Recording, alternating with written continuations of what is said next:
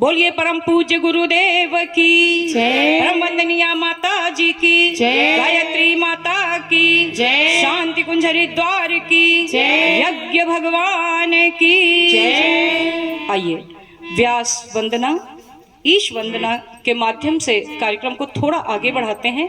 उसके पश्चात आयोजकों की टीम का सम्मान होगा और क्यों होगा वह भी बताया जाएगा। तो हम सभी लोग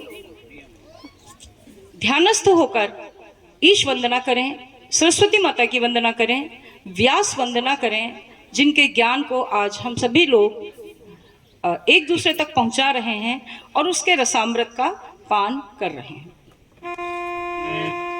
ओम ब्रह्मानंदम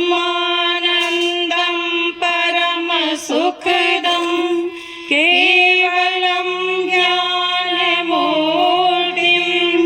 द्वन्द्वातीतं गगन सदृशं तत्त्वमस्यादिलक्ष्यम् एकं नित्यं विमलमचलं सर्वदि साक्षिभूतं भावातीतं त्रिगुणरहितं सद्गुरुं तं नमामि। अखण्डानन्दबोधाय शिष्य संतापहारिणे सच्चिदानंद रूपाय तस्मै श्री गुरवे नमः। लक्ष्मीर्मेधा पुष्टिः गौरी तुष्टिः प्रभाधृतिः एताभिः पाहि तनुभिः अष्टाभिर्मां सरस्वती।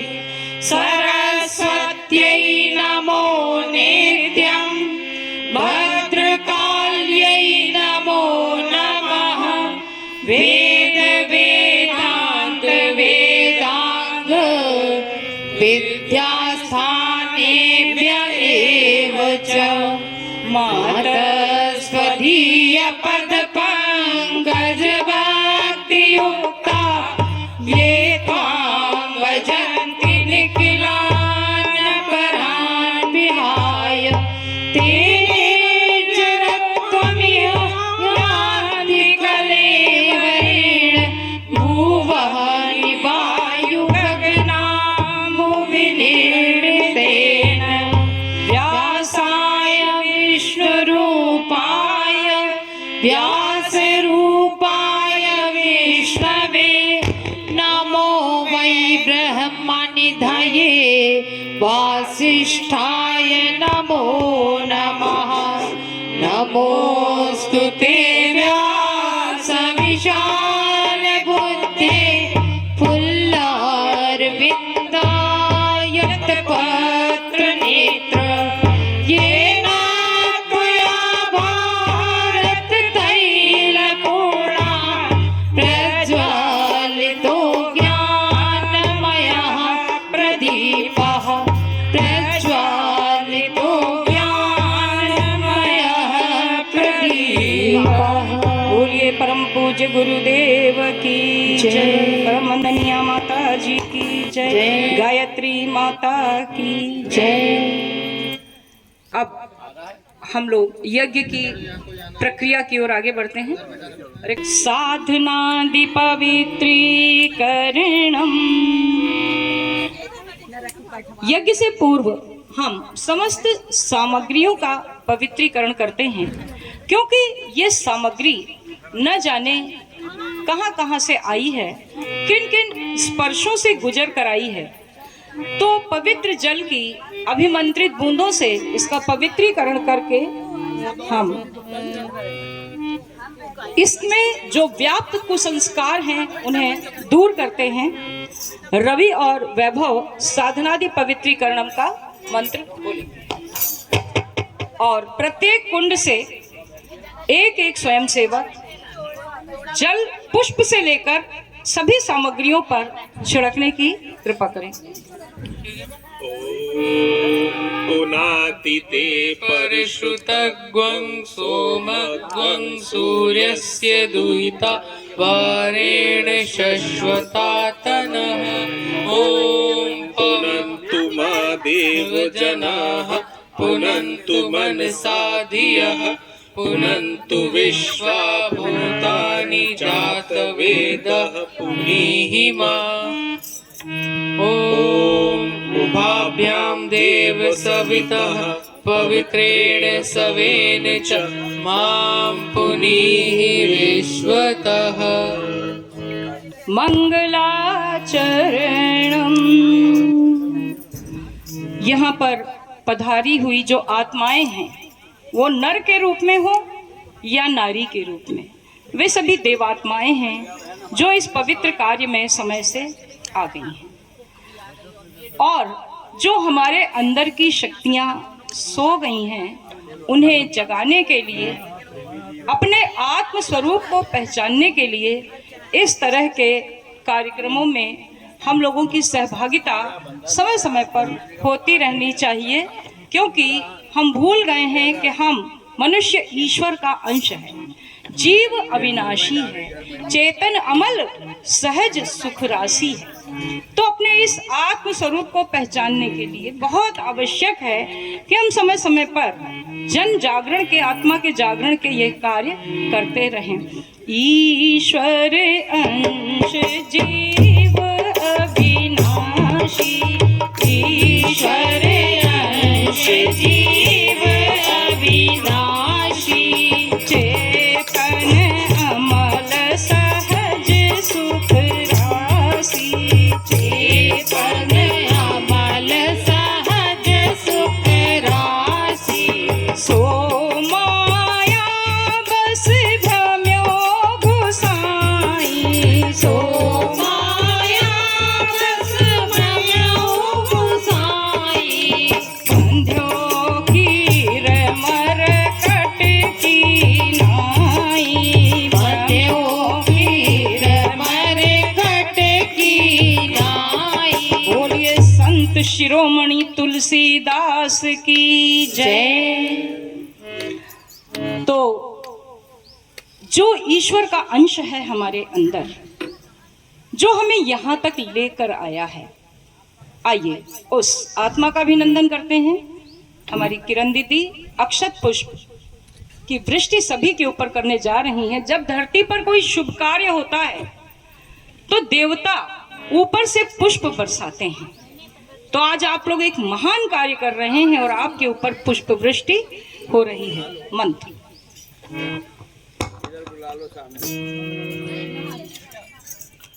ॐ भद्रं कर्णेभिः शृणुयाम देवा, भद्रं पश्येमाक्षभिर्यजत्राः, स्थिरैरङ्गैस्तुष्टुवाग्वंस्तनूभिः व्यशेम हि देवहितं यदायुः।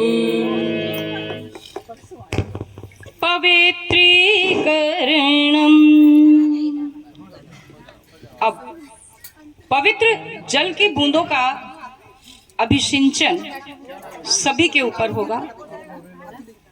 किरण दीदी, किरण दीदी, किरण दीदी सभी के ऊपर जल का अभिषिंचन कर दें। और जो कुंड पर जो लोग बैठे हुए हैं वो बाएं हाथ में 1 चम्मच जल ले लें और दाहिने हाथ से उसे ढक लें और मंत्र के पश्चात समस्त शरीर पर छिड़क दें। और मंत्र बोला जा रहा है हमारी पवित्रो वा सर्वावस्थां गतोऽपि वा यः स्मरेत् पुण्डरीकाक्षं सबाह्याभ्यन्तरः शुचिः। ॐ पुनातु पुण्डरीकाक्षः, पुनातु पुण्डरीकाक्षः, पुनातु। हम लोग पवित्रीकरण करते हैं तब हम ये सोचते हैं कि अभी इतना सारे पानी से तो स्नान किया है, फिर ये 2-4 बूंदों से क्या होता है। तो मंत्रों से अभिमंत्रित ये जो पवित्र जल है, ये हमारी अंतरात्मा को पवित्र करता है। नहीं तो हमारी स्थिति उस मछली की तरह होती है जो कि जीवन भर गंगा में रहने के बाद भी बदबू ही देती है। जब तक मन पवित्र नहीं होता है तब तक कुछ नहीं हो सकता। अब दूसरी बात यह है, मंत्र ना आए तो क्या करें? देखिए, इस मंत्र में अर्थ के आधार पर हम इस प्रक्रिया को स्पष्ट करते हैं। एक पंक्ति आई है, यह स्मरेत पुंडरीकाक्षम स बाह्याभ्यंतरः शुचि। जो पुंडरीकाक्ष कमल नयन भगवान का स्मरण करता है वह अंदर बाहर से शुद्ध हो जाता है। हमारे आरडीओ से वरिष्ठ कार्यकर्ता आदरणीय राकेश बाबू शर्मा जी पधार चुके हैं। माधव शर्मा भाई साहब से अनुरोध है कि उनका स्वागत करें, तिलक और पुष्प वृष्टि करके उनका अभिनंदन करें। आगे बढ़ते हैं कि भगवान पुंडरीकाक्ष का स्मरण करने मात्र से मनुष्य अंदर और बाहर पवित्र हो जाता है। पुंडरीकाक्ष अर्थात भगवान विष्णु जिनके अवतार राम और कृष्ण हैं। वे कृष्ण भगवान जो हमारे इस यज्ञ के यज्ञ पुरुष हैं। वे कृष्ण भगवान जिन्होंने कहा गायत्री छंदसा महान, छंदों में मैं गायत्री छंद हूं। लेकिन वह स्मरण किस तरह का हो, वह स्मरण किस तरह का हो कि भगवान हमें अंदर बाहर से पवित्र करके पात्रता दे दे। जब औरंगजेब के आक्रमण हुए और हमारे मंदिरों का विध्वंस किया गया, तब उसके पश्चात चैतन्य महाप्रभु के निर्देश और उनकी प्रेरणा से 7 गोस्वामियों ने प्रमुख श्री विग्रहों को प्रकट किया। क्या पीड़ा थी उनके मन में, उस पीड़ा के स्तर तक पहुंचकर जब हम भगवान पुंडरीकाक्ष का स्मरण करेंगे तभी हमारे पवित्रीकरण के मंत्र की यह क्रिया सार्थक होगी कि भगवान कृष्ण, भगवान विष्णु, भगवान पुंडरीकाक्ष हमें अंदर बाहर से पवित्र करेंगे। तो किस तरह उन गोस्वामियों ने उस पीड़ा से भगवान को पुकारा कि वे विग्रह प्रकट हुए। गोपाल भट्ट की हृदय वेदना प्रगटो सालिग्राम। गोपाल भट्ट की हृदय वेदना प्रगटो सालिग्राम। रूप सुधा को पाने हमारो, रूप सुधा को पाने हमारो श्री राधा रमण दुलाल। वृंदावन प्यारो, वृंदावन वृंदावन प्यारो। सभी लोग ताली और वृंदावन प्यारो, वृंदावन इन पंक्तियों को साथ साथ गाएं। प्यारो वृंदावन वृंदावन प्यारो, वृंदावन वृंदावन प्यारो, वृंदावन वृंदावन मेरो वृंदावन। भुवन चतुर्दश की सुंदरता निधि बन कर दिया।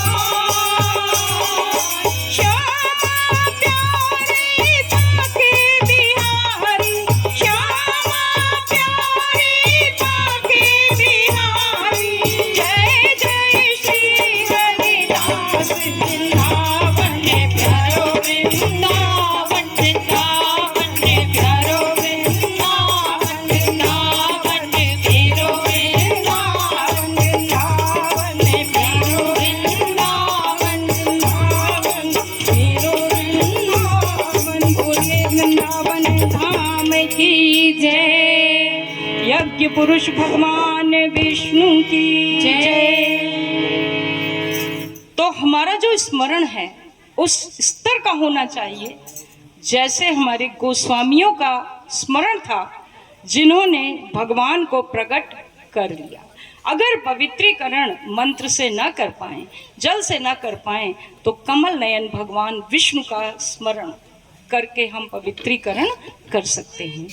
आइए अगली क्रिया करते हैं। आचमनम, मन वाणी अंतःकरण की शुद्धता के लिए हम जल से आचमन करते हैं।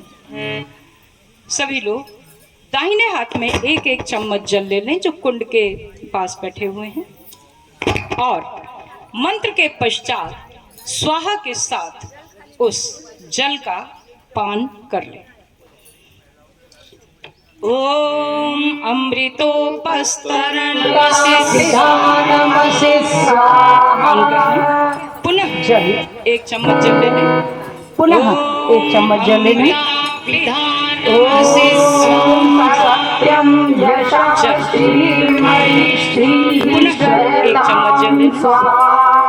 ओम सत्यम यशः श्रीमयी श्रीः श्रयतां स्वाहा। आचमन संपूर्ण हुआ। एक चम्मच जल पुनः लेकर हाथ को धोकर उत्तरीय से अंगोछे से पोंछ के स्वच्छ कर लें। शिखा वंदनम, बाएं हाथ में एक चम्मच जल ले लें। दाहिने हाथ की पांचों उंगलियां उसमें डुबोकर शिखा स्थान को स्पर्श करते हुए हम शिखा वंदन करेंगे। यह शिखा भारतीय धर्म की ध्वजा है। दुर्भाग्य हम इसका महत्व नहीं समझते। हमें शिखा में कोई रुचि नहीं है। क्यों? क्योंकि हमने अपनी संस्कृति को नहीं समझा, लेकिन विदेशी आक्रांताओं ने इसे समझा था।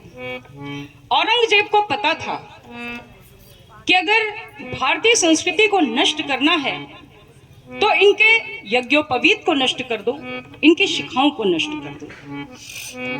कहते हैं 72 मन जनेऊ और शिखा प्रतिदिन जलाकर तब वह भोजन करता था। लेकिन यूनान, मिस्र, रोमा सब मिट गए जहां से, बाकी मगर अभी है नामो निशा हमारा। कुछ बात है कि हस्ती मिट्टी नहीं हमारी, सदियों रहा है दुश्मन दौरे जमा हमारा।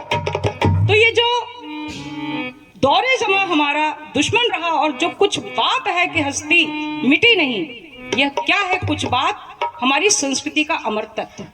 आइए भावना पूर्वक शिखा को स्पर्श करते हैं। हमारा सहस्रार जागृत हो, दिव्य संदेशों को हम प्राप्त करें इस भावना से। शिखा वंदन।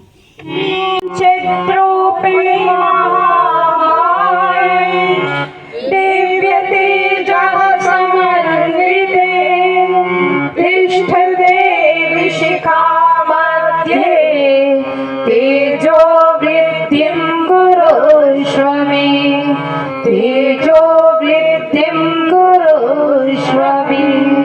सामान्य स्थिति में आ जाए।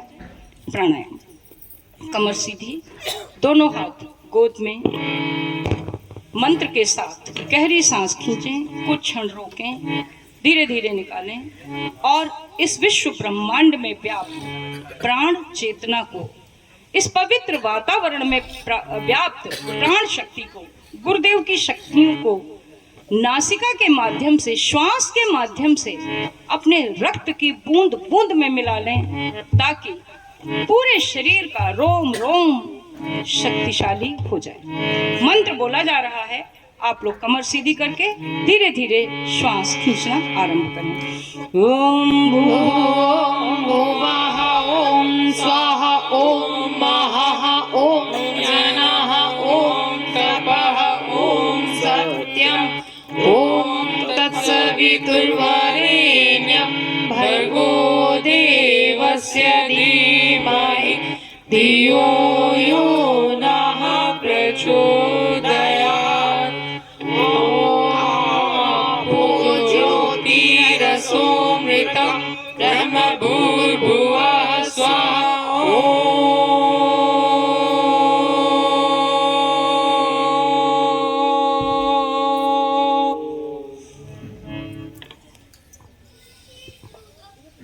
सामान्य स्थिति में जाएं। न्यास, न्यास के लिए बाएं हाथ की हथेली में 1 चम्मच जल ले लें। दाहिने हाथ की 5 उंगलियां उसमें डुबोकर निर्दिष्ट अंगों को बाएं से दाएं स्पर्श करें, इस भावना के साथ कि शरीर के इन अंगों का दुरुपयोग नहीं करेंगे। जब मुख का न्यास करें तो इस भावना से कि इस मुख से दुर्वचन कम से कम बिल्कुल नहीं बोलेंगे और श्रेष्ठ कार्यों में ही अपनी वाणी का प्रयोग करेंगे। नासिका का न्यास, इस भावना से यज्ञ इत्यादि पवित्र सुगंध को सूंघने के लिए उन स्थानों पर हम अवश्य जाएंगे। अपने घर में धूप, दीप, अगरबत्ती, पुष्प इत्यादि पूजा स्थल पर समर्पित करके पवित्र वातावरण, सुगंधित वातावरण बनाएंगे।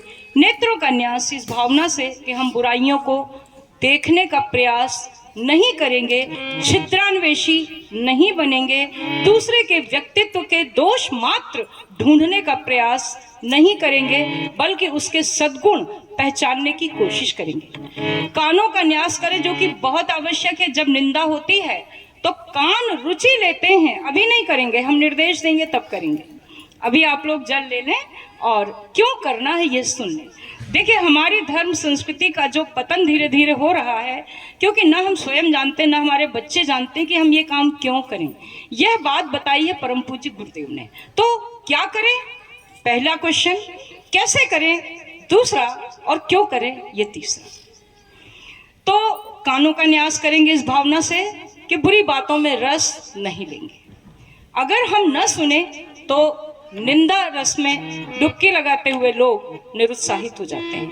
भुजाओं का न्यास करें इस भावना से, ऐसे श्रेष्ठ मंगलकारी यज्ञ जैसे कार्य जहां भी हो वहां हमारी भुजाएं खूब श्रम करें। पैरों का न्यास, जंघाओं का न्यास, इस भावना से जैसे आप सभी भाई बहन, सारी देवात्माएं यहाँ पैरों पे चलकर आ गई हैं, सदैव यह शक्ति बनी रहे शरीर में। तत्पश्चात समस्त शरीर का न्यास कि जीवन की अंतिम सांस तक हमारा रोम रोम इन श्रेष्ठ कार्यों में लगा रहे। आइए, दाहिने हाथ की 5 उंगलियां डुबोते हैं इस जल में। सबसे पहले मुख का न्यास, पहले बाएं स्पर्श करेंगे और फिर दाहिने, फिर से उंगलियां डुबोएंगे। इस तरह से न्यास करेंगे। आरंभ करते हैं। ओम मुख को में प्राणों, नासिका के दोनों छिद्रों को, ओम अक्षरों में चक्षुरस्तु, ओम कानों में श्रोत्रमस्तु, ओम बाहों में बलमस्तु, ओम ऊर्वोर में ओजोस्तु, ओम अरिष्टान में अरिष्टनुस्तम्भा में शरीर पर पृथ्वी पूजनम, पर्यावरण को शुद्ध रखने की भावना से हम करते हैं पृथ्वी पूजन। पृथ्वी माँ का जो जहाँ बैठा है स्पर्श करे। मुख्य यजमान 1 चम्मच जल, गंधक्षत, पुष्प, मिष्ठान जो भी पूजा की थाली में है पृथ्वी को समर्पित करें। दोनों हाथों से पृथ्वी को स्पर्श करें। ओम पृथ्वी लोका देवी तुम विष्णुना धृता, त्वं च धारय मां देवी, पवित्रं कुरु चासनं, पवित्रं कुरु चासनं। चंदन धारणम, दाहिने हाथ की अनामिका उंगली में पूजा की थाली में रखी हुई रोली चंदन ले लें।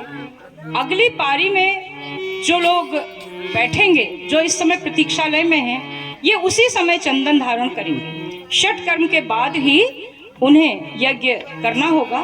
तो जो लोग यज्ञ कुंडों के पास बैठे हैं वो लोग दाहिने हाथ की अनामिका उंगली में चंदन ले लें और मंत्र के पश्चात एक दूसरे को तिलक लगा दें। चन्दनस्य महापुण्यं पवित्रं पापनाशनम् आपदामहर्ते नित्यं लक्ष्मीस्तिष्ठति सर्वदा लक्ष्मीस्तिष्ठति सर्वदा रक्षासूत्रम बहुत महत्वपूर्ण क्रिया होती है। रक्षा सूत्र कलावा संकल्प सूत्र बांधना। पूजा की थाली में रखे हुए संकल्प सूत्र को सभी लोग बाएं हाथ में लेके दाहिने हाथ से ढूंढ लें। अगर ये टूटे हुए हैं तो बहुत अच्छी बात है, नहीं तो इस तरह से इस आकार में उन्हें लगभग 1-1 फुट के आकार में उनको तोड़ लें। तब तक इससे जुड़े हुए तत्व दर्शन को समझते हैं, क्योंकि यह एक बहुत महत्वपूर्ण करने योग्य कर्म है। इसके साथ जुड़े हुए अनुबंध हैं उपासना, साधना, आराधना, जिसके लिए हमें करना होता है समयदान और अंशदान। उपासना हमारी हो अर्थात हम अपने घर में बने हुए मंदिर में ईश्वर के समीप बैठे पूरी श्रद्धा के साथ। श्रद्धा इतनी प्रखर हो जैसे तुलसी की श्रद्धा थी। तुलसीदास जब वृंदावन पहुंचे तो उन्होंने देखा कि चारों ओर एक ही ध्वनि गूंज रही है। आप लोग बता सकते हैं कौन सी ध्वनि होगी वो? राधे राधे। उन्होंने जहां देखा वहां हर जगह राधे राधे। आम के पेड़ राधे राधे, केले के पेड़ राधे राधे, ढाक के पेड़ राधे राधे। उन्हें कहीं राम शब्द सुनाई नहीं दिया। संदीप भैया फोकस करें। कहीं उन्हें राम शब्द जब सुनाई नहीं दिया तो वो परेशान हो गए। कहते हैं राधे राधे जपत है आम ढाक अरु कैर, तुलसी या ब्रज भूमि में कहा राम सो बैर। और उन्होंने शिकायत की भगवान से।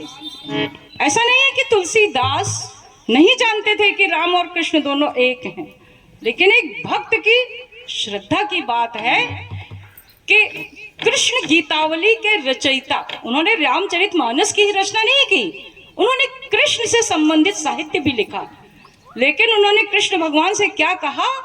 एक जगह देखा, बड़ा सुंदर कृष्ण का रूप देखा तो उन्होंने कहा कहूं छवि नाथ की भले बने हो आज, और तुलसी मस्तक तब नवै जब धनुष बाण लोहा। और उनकी श्रद्धा को देखकर क्या हुआ कि मुरली मुकुट लुकाय के धर्यो धनुष शरहार, तुलसी लख रुचि दास की कृष्ण भये रघुनाथ। बोलिए बांके बिहारी लाल की जय। और वृंदावन में तुलसी राम दर्शन स्थली के नाम से जो मंदिर है, वहां कृष्ण हाथों में धनुष बाण लिए हुए हैं। इसे जो हमारे प्यारे बच्चे और नई पीढ़ी बैठी है वो गूगल पर सर्च करके देख सकती है, ज्ञान गूदड़ी क्षेत्र में। तो हमारी श्रद्धा ऐसी होनी चाहिए। जब इस स्तर की श्रद्धा हो तो समझ लीजिएगा कि हमारी उपासना फलीभूत हो रही है। रक्षा सूत्र के साथ जुड़ा हुआ दूसरा अनुबंध है आराधना। आराधना अर्थात लोक मंगल के काम। व्यासस्य वचनद्वयम् अष्टादश पुराणेषु व्यासस्य वचनद्वयम् परोपकारः पुण्याय और पापाय परपीडनम्। परोपकार ही सबसे बड़ा धर्म है। और संत शिरोमणि तुलसीदास ने क्या लिखा? परहित सरिस धर्म नहीं भाई, परहित सरिस धर्म नहीं भाई, पर पीड़ा सम नहीं अधमाई, पर पीड़ा नहीं सम अधमाई, परहित सरिस धर्म नहीं भाई, परहित सरिस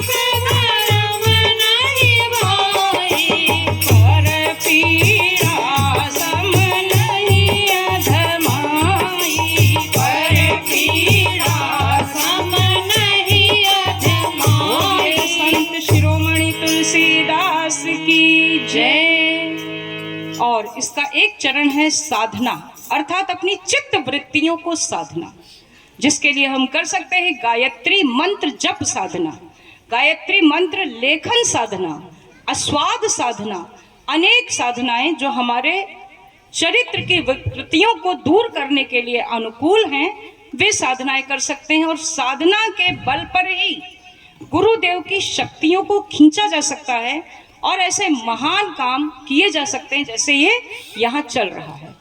इसके लिए हमें हमेशा इतने बड़े कार्यक्रम के लिए धन की भी आवश्यकता पड़ी, समय की भी आवश्यकता पड़ी। कोई भी महान कार्य संसार में दो शक्तियों के बल पर होता है, जागृत आत्माओं के समय दान पर और आप सभी के अंशदान के आधार पर। अंशदान इतना महत्वपूर्ण है। लोगों ने बहुत धन दिया होगा, उन्होंने धन दिया नहीं है, उन्होंने धन बो दिया है, और जब बो दिया है तो उसकी फसल मिलने वाली है।